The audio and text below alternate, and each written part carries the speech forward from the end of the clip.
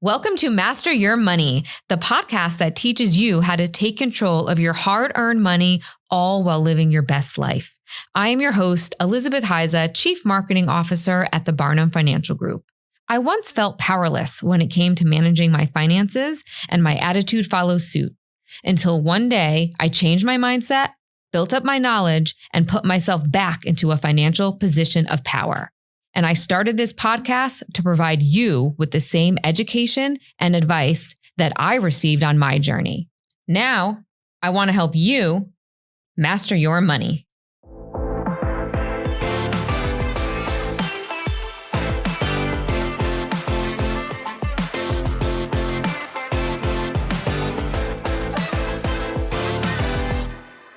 Hello, everyone. On today's episode, we have Natalie DeMeis. Natalie is a Medicare specialist with Barnum Benefit Advisors.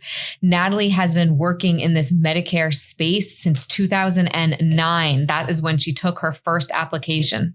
So when I say we have an expert here, we have an expert. Natalie lives, eats, and breathes this Medicare work, and she has helped hundreds of people in the process. Not only does Natalie work with people one-on-one every year during open enrollment, but she puts out a ton of education throughout the year, free education in the form of videos and webinars. And Natalie even hosts kind of open office hours where people could pop in and just ask random questions as they have them. So she is a titan in this arena, and I could not be happier to have her on the show to teach everybody what she knows. So welcome, Natalie. Thanks, Elizabeth. What an intro. Thank you. Oh, my pleasure. My pleasure. So why don't you tell us a little bit first how you got into this? How did you get into this space, this Medicare space? And that's actually interesting. It happened by accident. So I run the group benefits division at Barnum Benefits, and people were retiring and they didn't know what to do. So they were coming to us and asking us for help. So I started doing research for them to help them, and then recognized there's a big need for this. People need a lot of help. And I really studied all the plans, all the carriers, all the different state rules. And I do it. I do it every day. You do it every day. That is for sure. I love when things like that happen. There's so much synchronicity there because you're so good at it. And it's something that I've known you for a long, long time.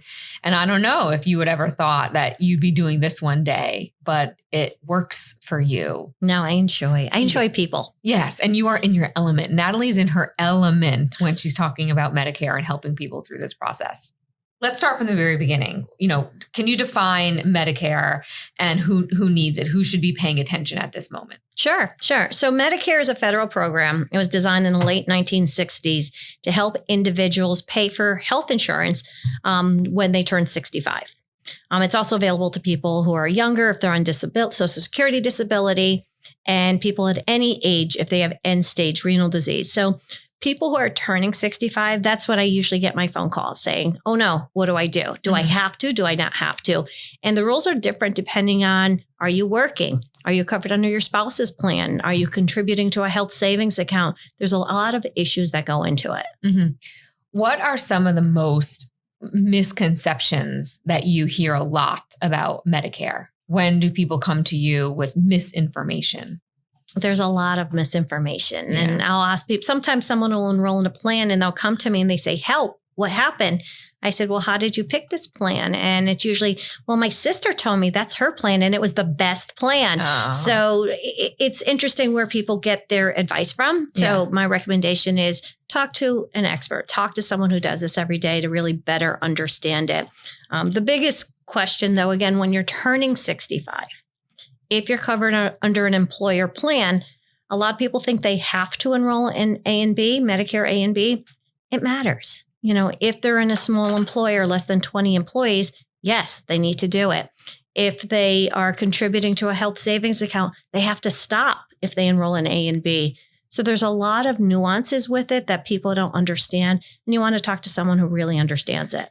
Natalie, if they don't talk to somebody, how do they know? They might not. They might end up having to pay a penalty.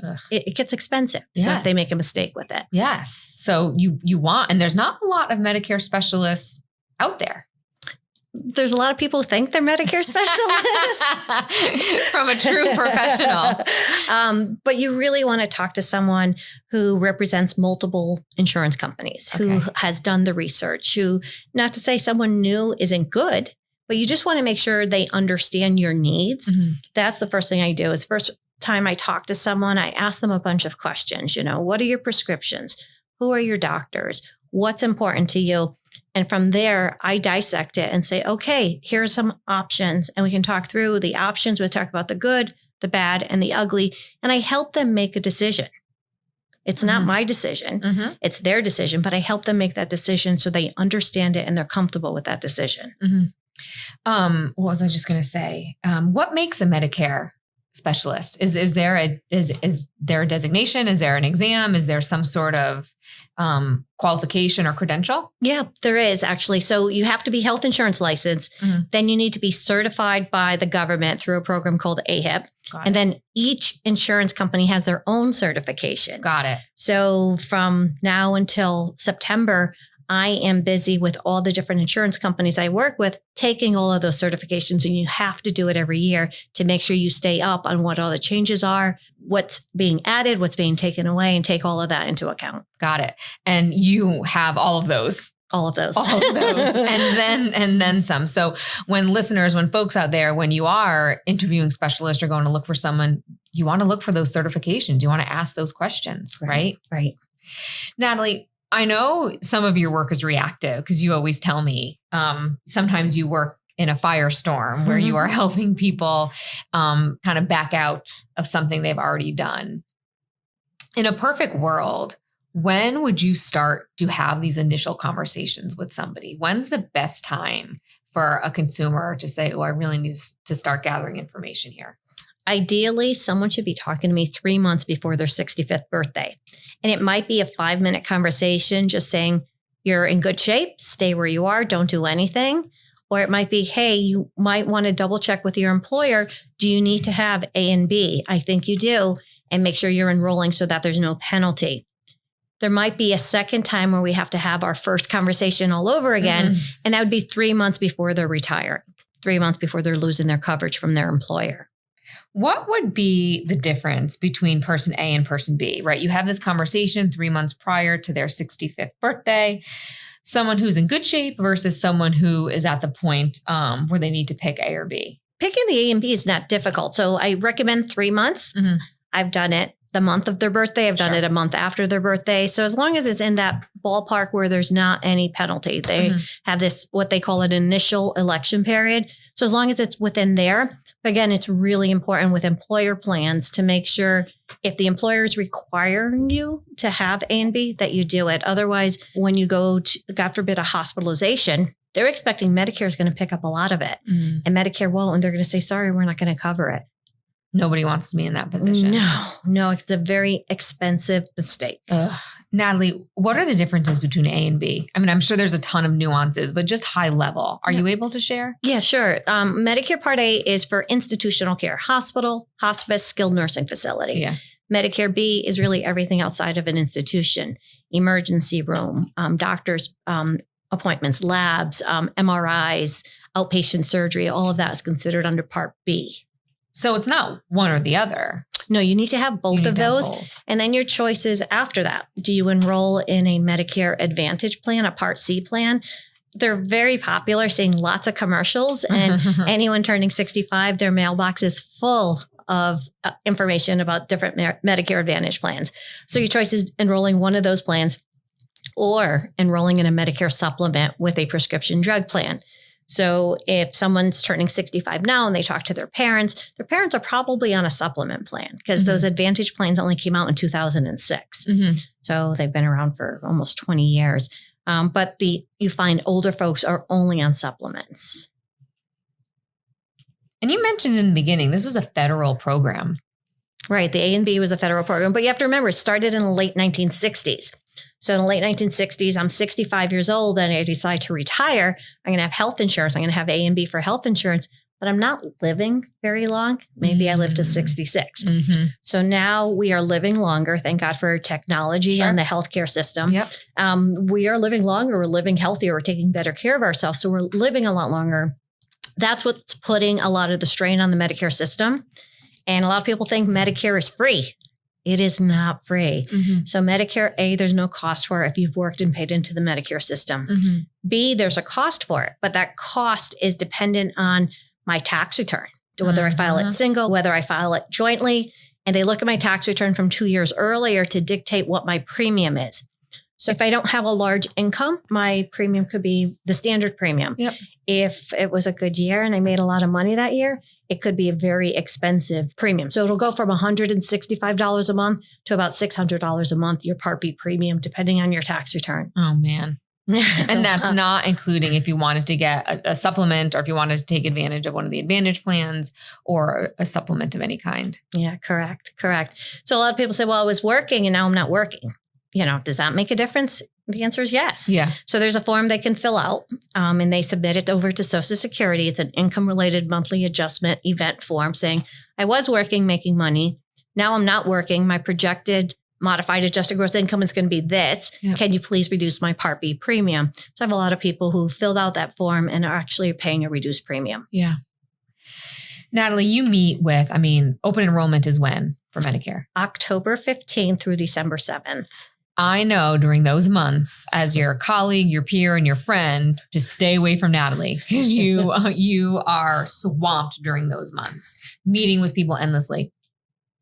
What is on everybody's mind? Like, what are the common questions that you get from the hundreds of people you meet with throughout the year, but also especially during that period? Yeah. So that enrollment period is really to see what's changing on their plan for the following year. Mm-hmm. So I have people that I've enrolled in a Part D drug plan.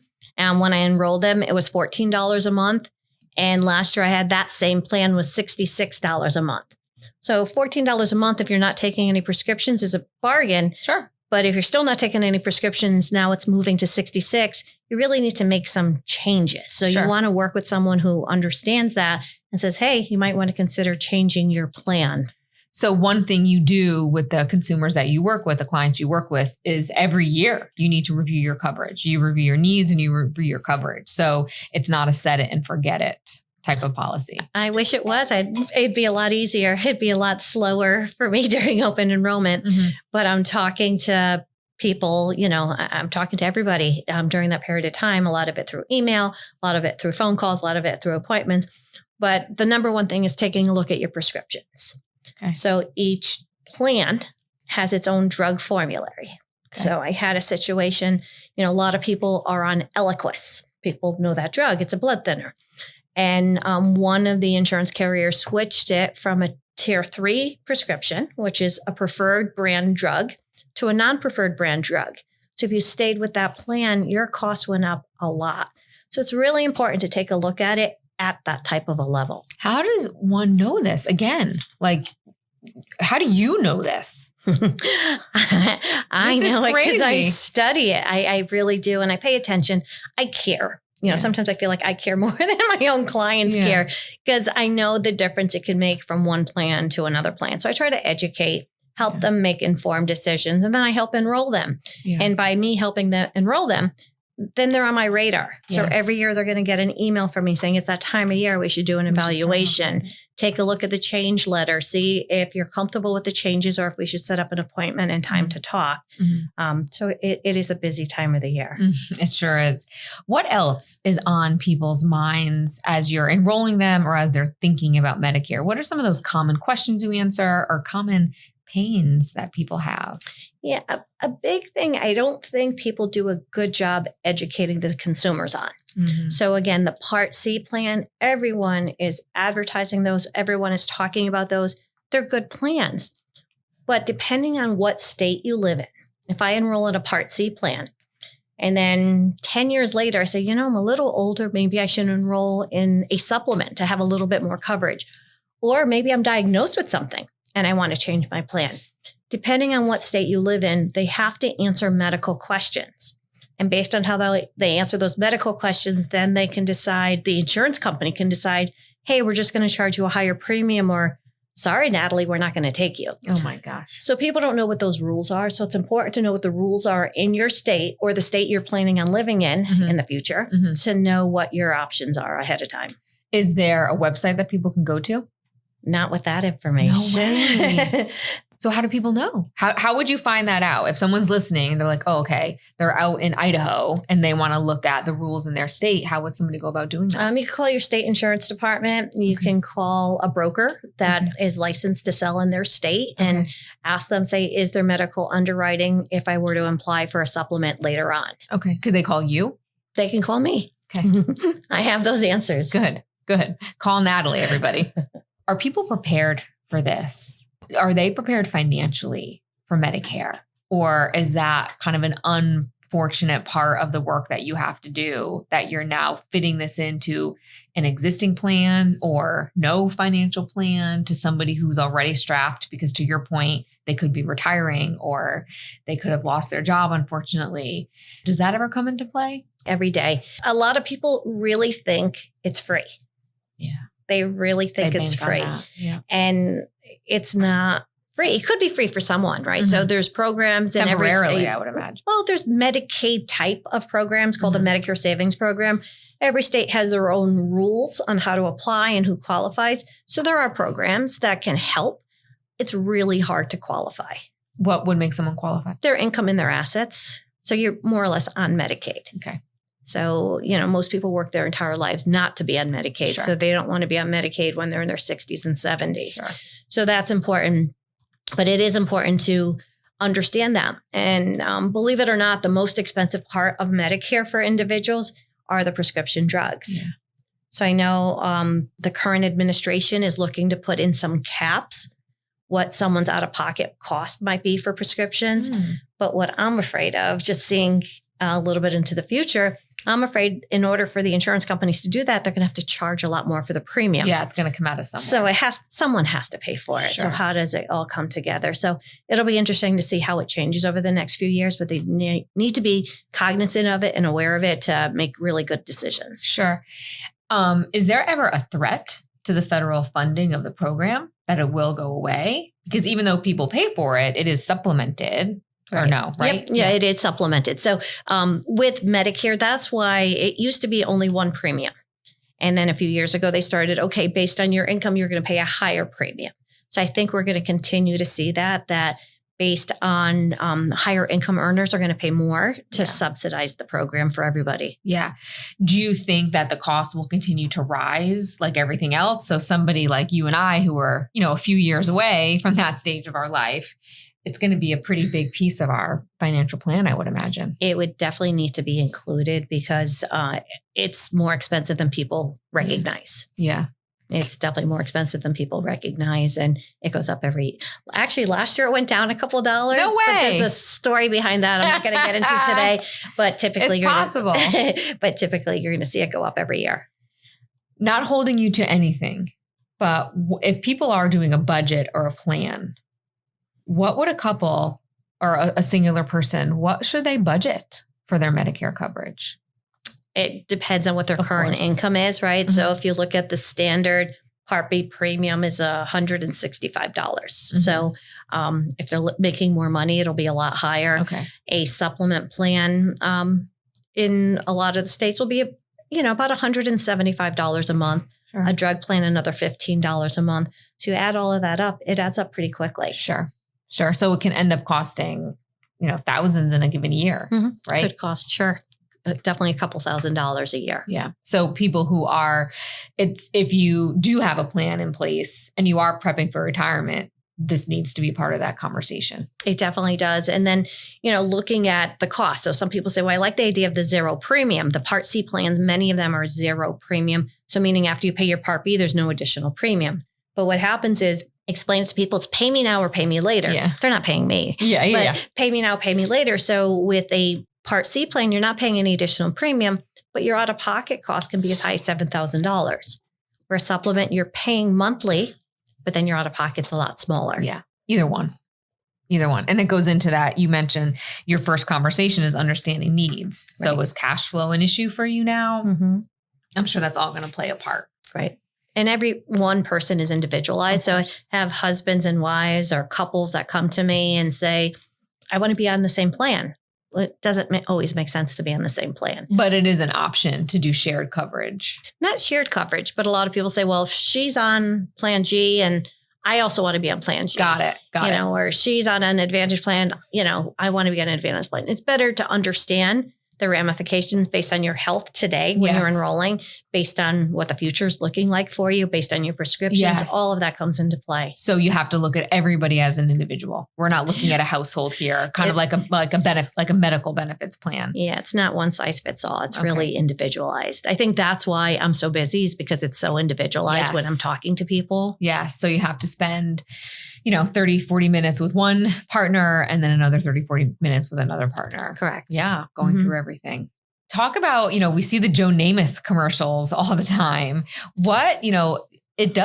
Medicare does get a ton of media coverage, to your point. There are so many commercials out there on it. Is that where people get their primary information? Is that where people are educated? It might be. I mean, my mom's in her 80s. She knows I'm in the business.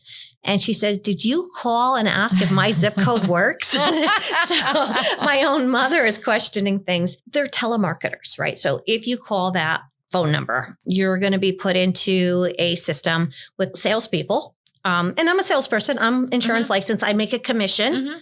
I don't do this for free. I make a commission, but their job is to enroll you in one of their plans, one of their Medicare Advantage plans. Is it the right plan? I hope so, but I'm not sure, because that's really what they're trying to get at a Medicare Advantage plan. They keep talking about the free this and you don't have to pay this. Again, it depends on your income. So the plans they're talking about are the same plans I offer, or someone locally in your community who sells Medicare plans, a Medicare broker would be able to offer also. So it's important to understand that it's just calling an 800 number versus talking to someone locally or an individual person that their name, you have their email, and you can contact them. Sure. This is not something that you could do digitally on your own. People try, and I've had people try to do that successfully. So the government does have an amazing website. It's called Medicare.gov. You can go in there, put your prescriptions in, put in your preferred pharmacy, and it'll give you an idea of your costs. What it doesn't do is tell you all the nuances. Yeah. So that's where you need, again, a little more expertise with it. Yeah. But it's definitely a starting place. So we're not recommending it, but people can go on Medicare.gov and enroll themselves. They can go on there, look at their prescription costs, and enroll themselves. Yeah. We were talking in another episode about how our business, financial services insurance, is such a service-focused business that is the differentiator. Having conversations with people at very vulnerable times in their life, whether it's you were just in a car accident and you have to exercise some of your property and casualty coverage, or you're buying life insurance and you're a little weary about that process. But the same thing here, having those initial conversations with you and being vulnerable about what your prescription needs are, what your cash flow is, what the future holds for yourself. Those are tough. Yeah, they're important, decisions. I have people who travel out of the country. They'll go and visit family in India for 3 or 4 months out of the year.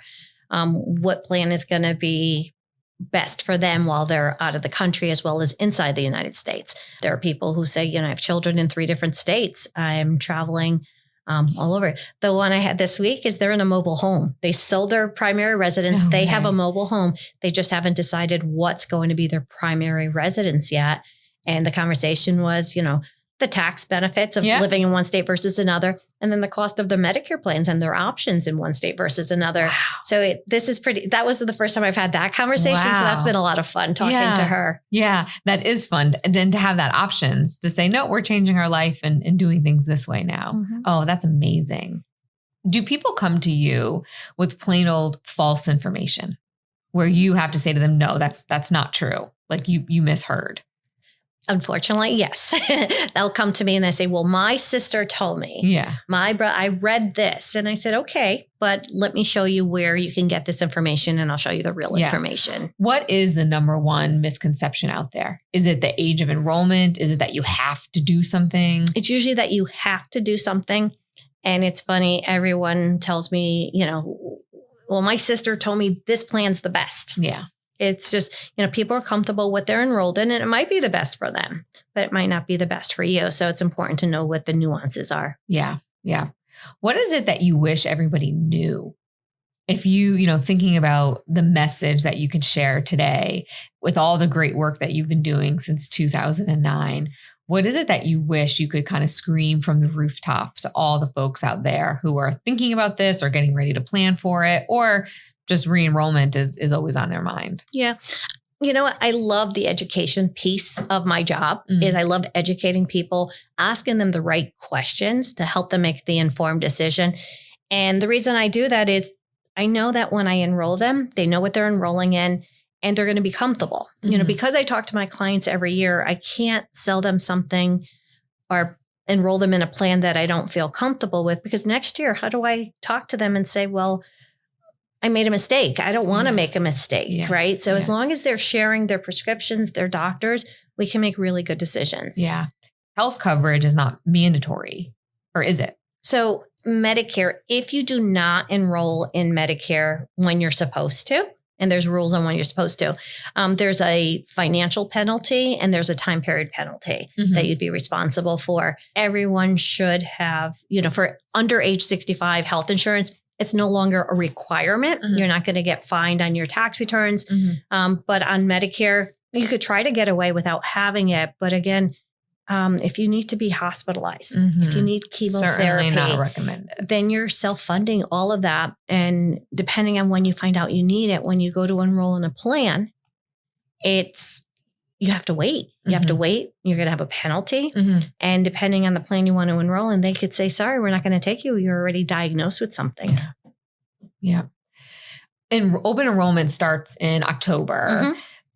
Comparing it to health insurance or to enrolling in medical benefits, you can't enroll outside of that period unless there's some sort of qualifying event. Correct. Do the same rules apply in the Medicare space? It does. So yeah, there's certain enrollment periods, and then you can do certain things outside of that enrollment period. If I move from Connecticut to South Carolina, I can change my plan. So there's different rules of when you might be able to change your plan. What are some of those? Moving out of state, changing of your income. So if you now become a low income person and you're enrolled in a Medicare savings program, you can change your plan at that time. Some of the states have their plans. There's an overall rating that the government gives these Medicare plans. They're called star ratings. If there's a 5-star plan in your community, you can enroll in that plan whenever you want. So that there's not very many of them. We're hoping to have more of those, but that's an option. And that's what all the insurance carriers are striving for, is really to make sure they're doing a good job, because they want to have a 5-star plan. Out of all the insurance carriers out there, and we know there's so many of them because we work with a lot of them, how many offer Medicare? Oh gosh. I was looking at for one, again, depending on what your area is, where you are, but there's anywhere from 30 to 60 Medicare Advantage plans. Some of those plans, it might be one insurance company with 3 different plans, but that's a lot. Yeah, that is a lot. That's a lot of options. And you were talking about the group, like when I work for an employer and you have to pick a plan, you usually have 3 options. Here, there's a lot of options. There's a lot of options. And similar to life insurance, I would imagine to pick the best option, you need someone who knows what underwriting looks like, because there is underwriting when it comes to Medicare. Not when you initially enroll. That's your golden ticket. Okay. So when I'm turning 65 or I first enroll in Part B, that's my golden ticket. I can enroll in any plan and no one's going to ask me any questions. But 6 months later, 6 years later, I then have to answer medical questions. So a lot of my time is telling people, here's the medical questions they're going to ask. If you're comfortable with this, you can, take your chances and enroll in an Advantage plan and then later move over to a supplement plan. Sure. And do carriers differ by any illness or based on your medical records? If you have a history of cancer, or if you do have cancer, it's best to go with this plan and this carrier, and so on and so forth. Yeah, there are, each company has its own questions. So there's times where an individual has a diagnosis and I go through every single application and say, sorry, none of them are going to take you, or this looks like it's your best option. Let's try to apply for this one. That's great. What else, Natalie? What else do we need to know about this space? I guess it's not too late. So if you took advice from your sister, and I love my sister, right? But I use that because, but everyone says the same thing is my sister told me, well, if you did that and you feel like you made a mistake or you need a second opinion, talk to someone, talk to me, talk to someone like me who's licensed to be able to give you proper advice. Again, we're not allowed to say who has the best plan. To me, the best plan is the one that works for you, right? So there's no best plan, but you want to have a plan that based on your situation works for you. Your prescriptions are covered, your doctors are covered, and you understand how the plan works. Beautiful. Everybody listening out there, you have to call Natalie. Natalie, Natalie, I'm sorry. I have to say it. She's the best at what she does. You can hear it in her voice. You can hear it in all of her knowledge. There's no one size fits all. She said it a million times. So you're going to have a conversation. And whether, do you often get children calling about their parents? I do. Yeah, I do. Yep. So whether it's somebody who knows their parents are going to fall into this category and they want to just learn up before this happens. Natalie, how do people get in touch with you or your colleagues on your team? So you want to give us a call. We have a number that rings on a few desks. So we have people to answer the phone. It's 203-513-6263. So by calling us on that number, someone should be able, if we're not there, leave a message, but we'll be able to answer your questions or direct you or set up an appointment with someone who might be licensed in their state to help them. Elizabeth, also, we do monthly webinars. It's the second Tuesday of every month where we do educational sessions on Medicare. We'll go through and educate. And then at the end, if they have questions, they can ask their question. If it gets too individualized, we'll set up a separate time to talk about it. But if someone's enrolled in a plan and just want to double check, they could listen in. Or if someone's new, turning 65, they want to learn about it, or 70 and retiring, it's a great opportunity for them to learn. Oh, beautiful. We'll put that link in the show notes as well, everyone. Well, Natalie, it was such a pleasure having you. Thank you for all the wonderful work that you do and all the information that you gave. Thanks, Elizabeth. Thank you for listening to Master Your Money. Please rate, review, and subscribe on Apple Podcast, Spotify, or wherever you listen to your podcast. Every little bit helps. You can also follow us on our Instagram at Barnum Financial Group. If you're interested in connecting or working with a financial advisor at the Barnum Financial Group, the links are in the show notes of this episode. All opinions expressed by the program participants are solely their current opinions and do not reflect the opinions their respective parent companies or affiliates or the companies with which the program participants are affiliated. Investments or strategies mentioned in this program may not be suitable for you, and you should make your own independent decision regarding them. This material does not take into account your particular investment objectives, financial situation, or needs, and is not intended as recommendations appropriate for you. You should strongly consider seeking advice from your own investment advisor. Securities and investment advisory services offered through qualified registered representatives of MML Investor Services, LLC. Member SIPC, 6 Corporate Drive, Shelton, Connecticut, 06484, telephone number 203-513-6000.